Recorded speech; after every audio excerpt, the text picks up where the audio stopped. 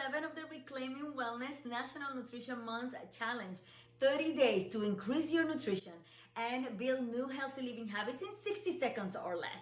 This is day 11 and the tip is to indulge in healthy sauces. If you're the kind that don't like vegetables for whatever reason and you're trying to increase the amount of vegetables that you consume, sauces is a great way to do that. You just dress your veggies and your whole grain. It's just a great way to get your body slowly getting adjusted to a new flavor. Now, I don't want you to go to the market and run and get some crappy stuff that you find in there. That is not what I'm talking about when I say healthy sauces.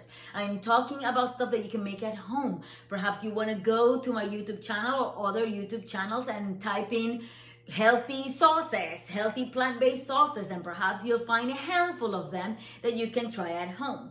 That's it. That is the tip of the day. Make sure that you tag me and did you tag a friend? Don't tag me. You can tag me too. Tag a friend and that you subscribe to my channel so that you don't miss any of these future videos. See you tomorrow.